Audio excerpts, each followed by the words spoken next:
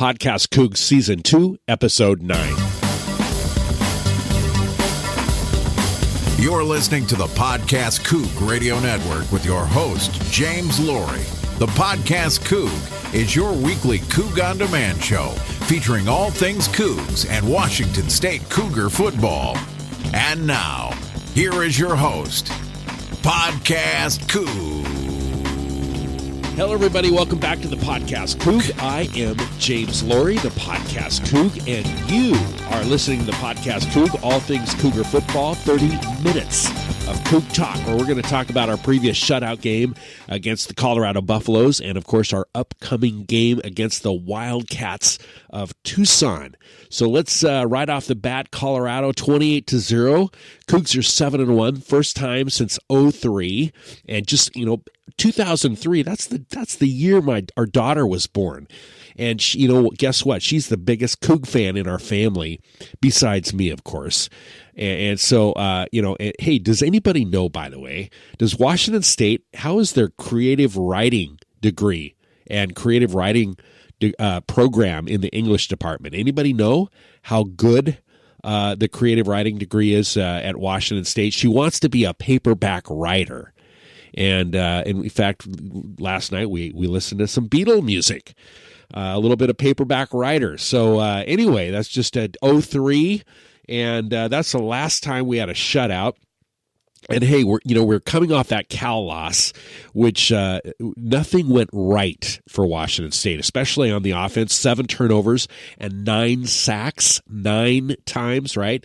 And some were worried about the Cougs that we were broken, that we're not going to bounce back. But you know what? Saturday night they came out of the gate slow against Colorado. The offense wasn't in rhythm. Well, you know what? Was there a moment, just a brief moment, when we didn't, get started right off the bat, fired off on all 4 cylinders? Were you just worried just for a brief moment? Then Tay Martin broke free on a post route, leaving a defender in the dust, running 50 yards for a touchdown. Nobody in front of him. With Tavares Martin Jr. out due to remember that suspension, he was out. TMJ was out for 1 game. Somebody needed to step up and take over, and Tay Martin did just that. Replacing another Martin for Martin. He did it in the presence, felt right away, right as we were worried about the air raid falling apart, completely apart. Tay Martin steps up, 50-yard touchdown. And then it was Brandon Arconada on the next drive, breaking loose over the middle, driving into the end zone for his first score on his second career catch. How about that? Good going, Brandon. It was 14-0. Martin Stadium was getting just hammered in all that driving rain.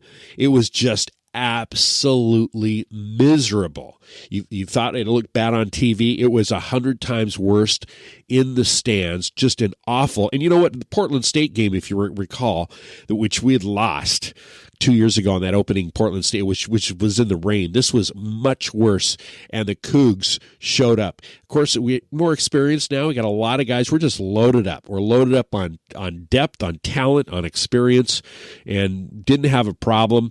And our offense was just water drenched to the start, and alive and well. I mean, we ended up doing not bad. I mean, it wasn't our best efforts, but all the while the Coug defense picked up right where it left off against Oregon, as if the Cal game didn't even happen, right? This was a defense playing angry, swarming around, and just swarming, not giving an inch to Colorado. It was a defense that struggled against Cal last week, eventually breaking under the weight of the turnovers and short fields. That didn't happen on Saturday. Facing a Phenom running back as Phillip Lindsay, our defense just stopped the run and pressured Colorado to win through the air. And basically, the Cougs held Lindsay to 98 yards, 29 carries, and kept him in check all night long, unlike last year, right? And Phillip Lindsay is a great running back. Counting the sacks and the lost yardage on the bad snaps, Colorado had 80 yards on the ground. There was absolutely zero room to run, and kind of like the Oregon game. We just shut them down. Washington State defense bottled up Lindsay. I mean, it's simple as that. And you know, like I said, we shut him down. And yep, senior star running back that gave us a nightmare a year ago. The Cougs said, you know, bring him on. We're ready. You know, and Grinch was ready. It was just incredible to see our defense play like that. You know, without the run game, the Buffs were unable to do anything all night long. Steven Montex was ineffective and lasted just one half. Backup Sam Neuer struggled just as much as a team. Colorado was 13 for 34, passing for only 94 yards. Are you kidding me? 20 of those yards came in garbage time at the end. And Montez finished up with just 21 yards through the air. And I mean, 21 yards through the air. Are you kidding me? I just can't believe it. So Cougs defense spent the entire evening pounding on whoever the Buffs put in their backfield. You know, whether it was Frankie Louvu flying around or Hercules Mataafa having his usual solid disruptive game. And Jahad Woods continues to perform.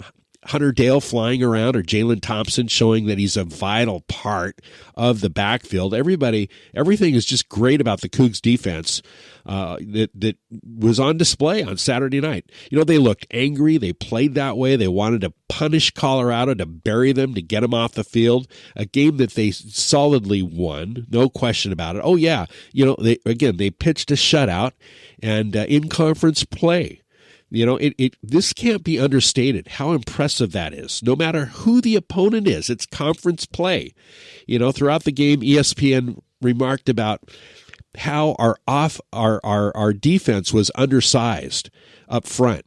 It repeated over and over again how really our defense was just undersized, and it was like it was negative. You know, and you know, hey, you know what? Grinch knows what he's doing, right?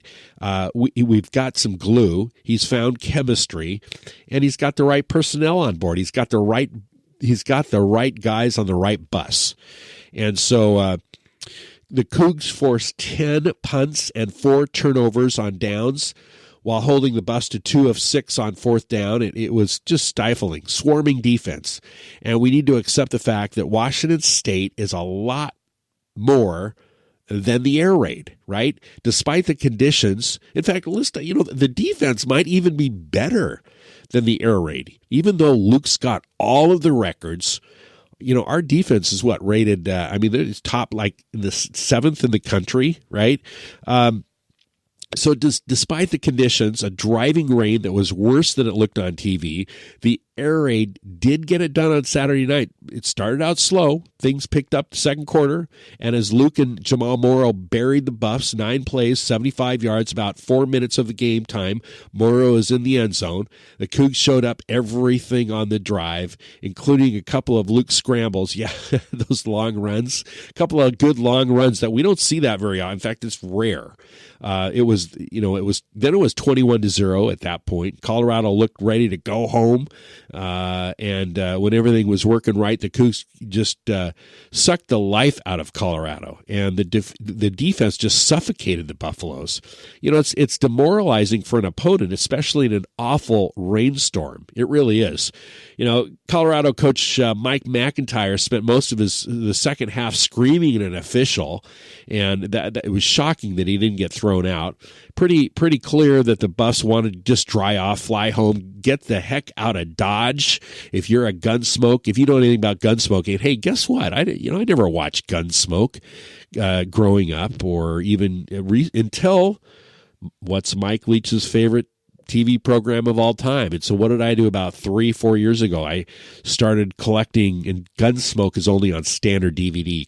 You can't pick it up on digital HD or Blu-ray, but it is on, and their standard DVDs, the quality is surprisingly amazing.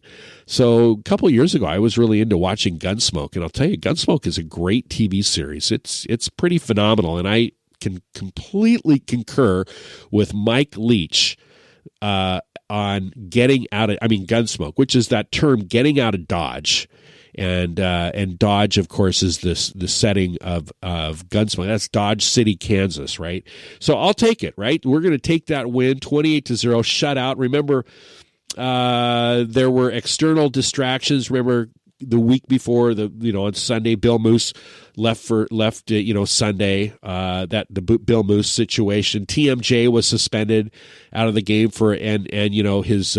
and he apologized to the team for his actions. His dad stepped up, apologized, and that was really cool. He admitted the wrongdoing.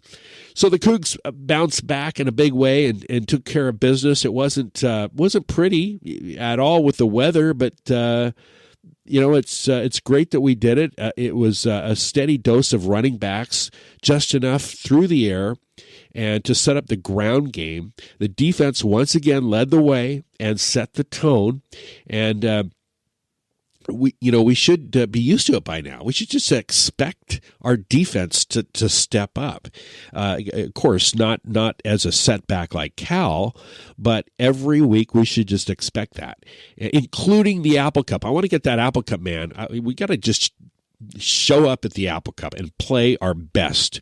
None of this, it seems like Coach Pete has us every year. And I think, this year we're going to give him everything we got, right? And of course, that's 5 weeks away. Hey, it was just a few years ago, I should say, that, think about it, that being bowl eligible was just a pipe dream.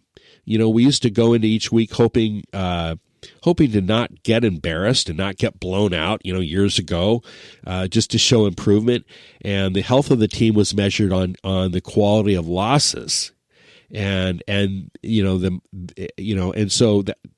hoping to get better each week. Now we're spoiled in some ways. Now, of course, bowls are expected. We got three years in a row, and the goal now is centered around winning the division and the conference, not simply just being at a trophy bowl, if you will, right? So, this is the Coug team we come to expect, and this is who the Cougs are, despite the rain and the wind that drove the fans out of the stands. The Cougs got back on track and all their goals, and all the goals are still in front of them now. So enjoy the ride, right? And, we're seeing and we're watching some of the best football we've seen in years, in decades, maybe in Washington State history. You'll remember that before Saturday, Washington State hadn't shut out a Pac-12 opponent since 1994, when the Cougs shut out UCLA. So the Buffs, by the way, they hadn't been shut out in a football game since 2012. And the Cougs held them to 174 yards of total offense, 94 passing, 80 yards rushing, 2 yards per carry. All four were the lowest totals of the season for Colorado. They had their worst performance of the year against the Cougs. Another interesting note, the Buffaloes ran 34 of their 74 plays in Washington State territory, but guess what? They couldn't score. The Buffs were also 1 of 17 on third down conversions. Cougs are ranked number 7th nationally in total defense, like I mentioned. Colorado running back, Phil Lindsay racked up 466 rushing yards and 5 TDs the 2 games before they came into Martin, but was only held in check, but was completely held in check by the Cougs. And we kept Lindsay out of the end zone for the first time this season. He didn't break the 100-yard mark. He only had 98. So it was Phillip's worst performance of the season, of the year. By different measures, it was statistically one of the worst games Luke had played. Luke never completed fewer passes in a game, only 17. That matched the fewest attempts in his career at 34. On his roughest night, Luke managed to break a Pac-12 conference record. Think about it. On his roughest night, and possibly his most probably his least best performance, right? He broke the Pac-12 record. And so Saturday he leapt over Marcus Mariota for the total offense, and jumped over Sean Mannion for the most career attempts by a Pac-12 quarterback. Luke also became Washington State's quarterback with the most career wins, of course, passing Jason Gesser with his 25th victory So Luke even ran a little, right? Remember, he rushed for a career of 41 yards and had the longest single run of his career, a 16-yarder in the first half. You know, Leach called Luke the slowest quarterback in the country, a while back at one time. And anytime you become the greatest quarterback in a school's history, you don't end the game and have anything poor to say about him, right? I mean, some guys are just not happy with Luke's performance at being perfect, but you know what? You can't knock the guy. Look at the records he's broken, and guess what, folks? Guess what, people? We're 7-1. So you know what? He's not going to always have a stellar game. I mean, our defense definitely stepped up, but this is the first time we saw Luke scramble and run around. I thought that was cool. As long as he doesn't get hurt, he's got to go feet first. Midway through the third quarter, he was leading. He was the leading rusher. Started 3 for 9 before the 50-yard bomb to Tay Martin. But then you saw the field leader, that quarterback that Luke had. He coordinated the win, even though he wasn't playing his best game. So there's a bunch of kids out there, the guys have stepped up to play linebacker. And yeah, they're growing up right before our eyes. You can tell this stuff you could tell that this staff just recruits the best players that fits their system. It almost doesn't matter who the guy is. It's like plug and play, right? I mean, think about how many linebackers we've gone through. It's just next man up, it's plug and play. And that's called depth. We couldn't have done that 5-6 years ago. Pull a second, third, or fourth string guy and expect the same production as the starter. I mean, that's just amazing. That's USC, right? That's better than USC, actually. So not easy to do. We have the depth we haven't seen in a long time. We're loaded up, especially in the next couple of years. We're getting the recruits committed early. We've had another early commit recently. The week before, after the SC game, we had a couple of really good recruits, and then we picked one up last week. So that's 3 in the last 2 or 3 weeks. So that's just a great thing, and it just sets us up for a title game in the future, right? I mean, it really does set us up. So, hey, we're going to be right back. We're going to talk about the Arizona Wildcats coming up next, right here on the Podcast Coug. Hey, Coug fans. You're podcasting with James Laurie and the Podcast Coug Radio Network. The Podcast Coug is your weekly Coug on Demand show, featuring all things Cougar football in Washington State.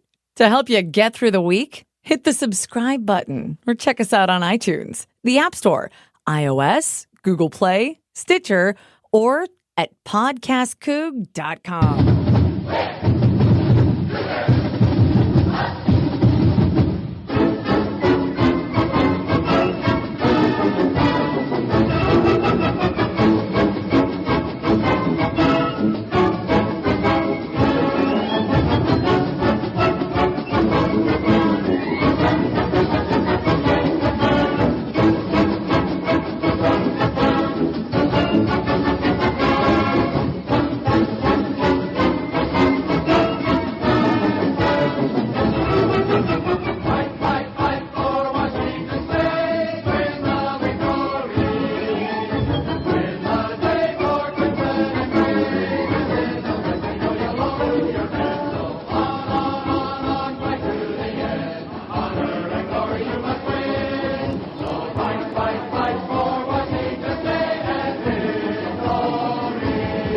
Everybody, welcome back to the Podcast Coug. I am James Laurie. We're talking about Arizona, the Arizona Wildcats down in the desert. Sophomore Khalil Tate has resurrected the Wildcats. Now Arizona could be a dark horse contender for the Pac-12 South title. And I am concerned about this game. I am concerned about Arizona. I really, really am. I'll tell you. More than Stanford and more than Utah. All right. Now, Arizona, so number 15, COUGS, taking on unranked Arizona. Arizona's 5-2. They've won 3 in a row. 6:30, Arizona Stadium, Tucson, Pac-12 Network. The line is the COUGS 2.5. Rich Rod, by the way, it was just announced today. He's the Pac-12 got the biggest salary in the Pac-12, lots of money, like $6 million a year. Wow. Rich Rod was hired by Arizona in 2011, making his 6th season. Is 3-9 last year. They were calling for his head, right? I mean, think about it: $6 million a year and 3-9, and the Wildcats got off to a 2-2 start before they discovered sophomore quarterback Khalil Tate. Tate became the starter on October 7th against Colorado, and the Wildcats just caught fire. Arizona won its last 3 games. Again, Arizona looks like it could become a dark horse contender for the Pac-12 South title, right? So let's talk about Khalil Tate. He made his first career start, like I said, at Arizona's 45-42 win over Colorado, and he sparked the Wildcats offense. He ran for 327 yards, 14 carries, and set an NCAA record for quarterback. He scored 4 touchdowns, averaged 23 yards per carry, and he hasn't slowed down since. Following up a 230-yard rushing, 2-yard rushing touchdown against UCLA, and he's coming off a 3rd straight 100 rushing yard performance after 137 rushing yards and a touchdown on 17 carries in the double OT win against Cal.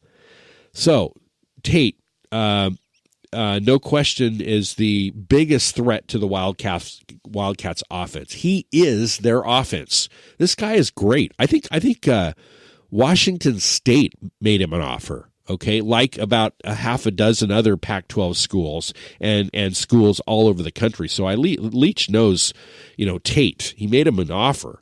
I'll tell you, I can't say enough about Tate.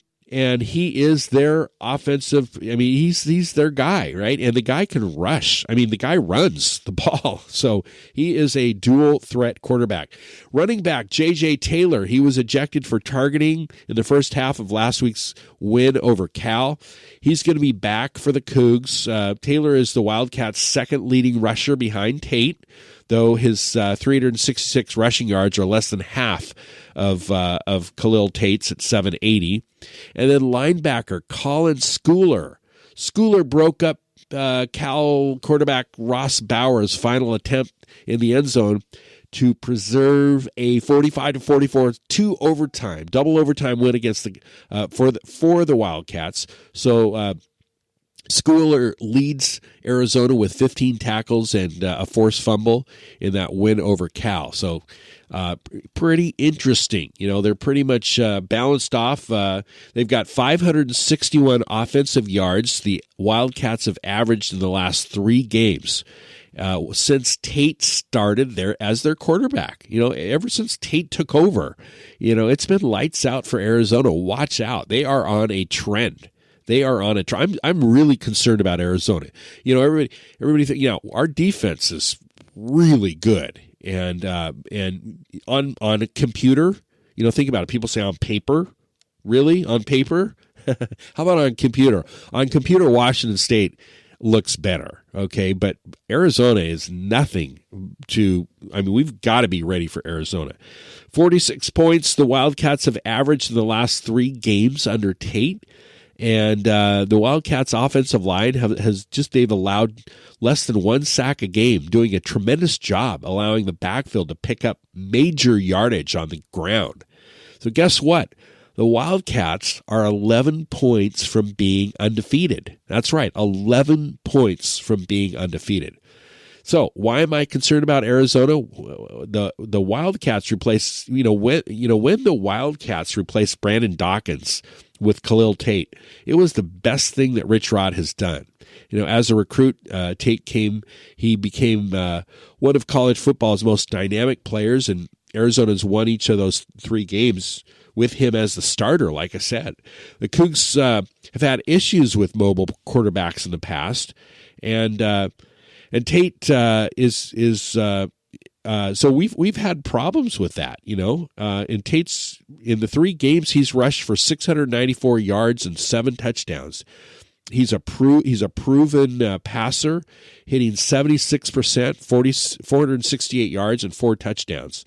So for the Cougs, air raid quarterbacks have been put up staggering numbers against the Wildcats over the years. You know, if you take the past 3 years or so, the last 3 games between Washington State and Arizona, Luke Tyler, that's Tyler Helinski, and Connor Halliday averaged 50 completions, thrown for over 1,000 yards, and 15 touchdowns. The Wildcats ranked 10th in the Pac-12 against pass defense this season.